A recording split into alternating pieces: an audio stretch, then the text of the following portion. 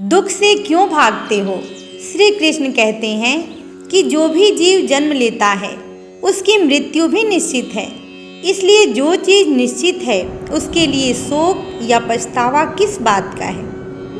अगर कोई व्यक्ति बुद्धिमान है तो उसे समाज की भलाई के लिए भी काम करना चाहिए। ऐसे व्यक्ति को बिना किसी स्वार्थ के समाज के लिए भी योगदान देना चाहिए। मनुष्य को केवल अपने कर्म पर ही विश्वास करना चाहिए। कर्म श्रेष्ठ होगा तो फल भी वैसा प्राप्त होगा। आप किसी से उतना ही मिलो जितना वो आपसे मिलना चाहता है। जब भी तुम्हारा हौसला आसमान तक जाएगा, कोई न कोई तुम्हारा पंख काटने अवश्य आएगा।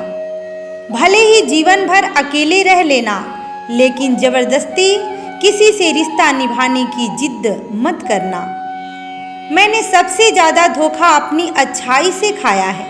सामने वाले को वैसा ही मान लिया जैसा देखा, लेकिन बाद में पता चला कि यहाँ के लोग दिखते कुछ और हैं और होते कुछ और हैं।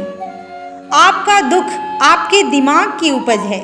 आप जितना ज़्यादा सोचेंगे दुख उतना ही ज़्यादा बढ़ता जाएगा।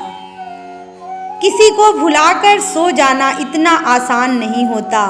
मैं तो इसलिए चुप हूँ कोई तमाशा ना बने, और तुम समझते हो कि मुझे कोई शिकायत नहीं है तुमसे। सुबह होने तक फूलों को भी पता नहीं होता कि मंदिर जाना है कि कब्र पे। इसलिए जिंदगी कैसी भी हो उसे हंस कर जिया करो, क्योंकि चिंता करके आप कुछ भी नहीं बदल पाओगे। क्या आप माफ़ कर पाओगे उसे जिसने आपसे प्यार तो किया पर आपका साथ नहीं दिया?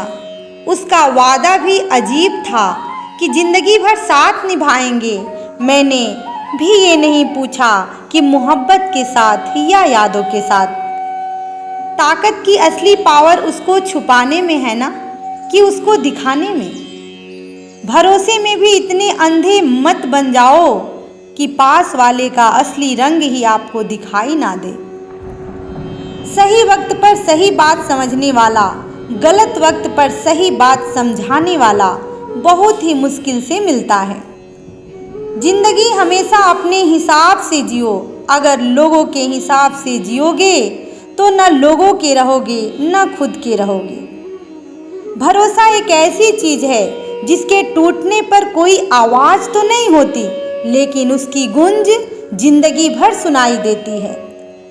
उम्मीद जिंदा रखिए, आज हंसने वाले कल तालियां बजाएंगे। जो हर किसी पे मर जाए वो मर ही जाए तो अच्छा है।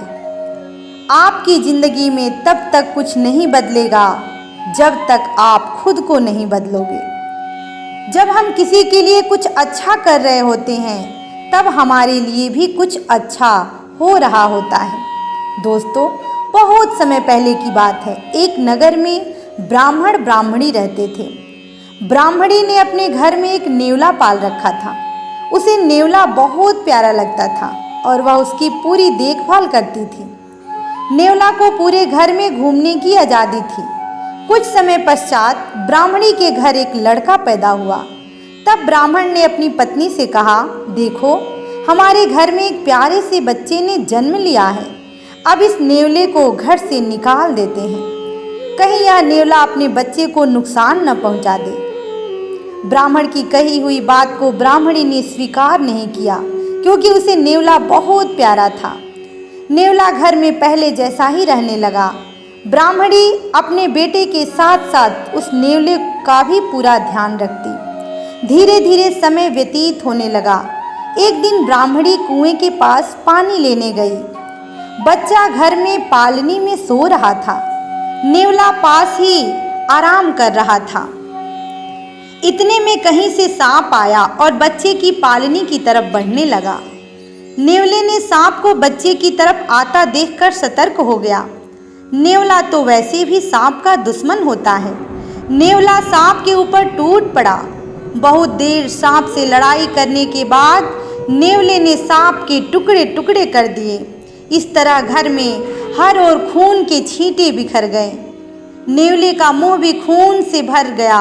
नेवला बहुत ही खुश हुआ। उसने अपने मालिक के बेटे की जान बचा ली।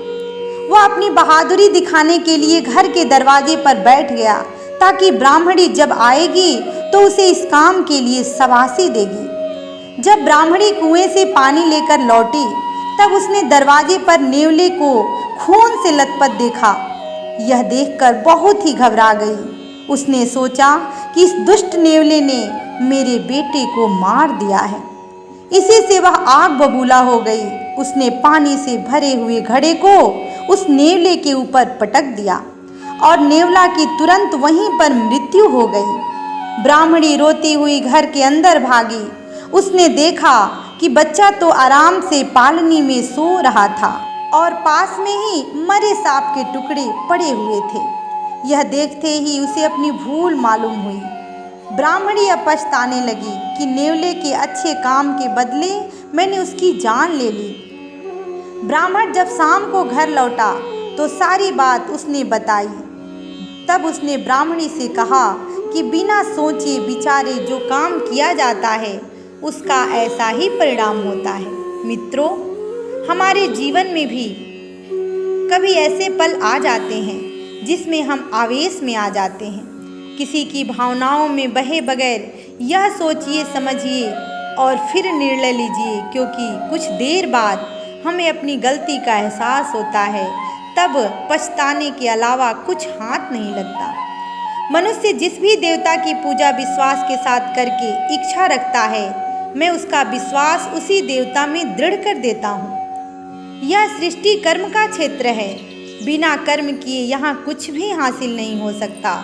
न किसी को हुआ है न होगा। इसलिए कर्म करें, फल की आशा छोड़ दें। मनुष्य के दुख का कारण उसका प्रेम ही है। वह जितना अधिक मोह करेगा उतना ही अधिक कष्ट भी भोगेगा। फिर मिलेंगे दोस्तों अगले वीडियो के साथ। तब तक के लिए धन्यवाद।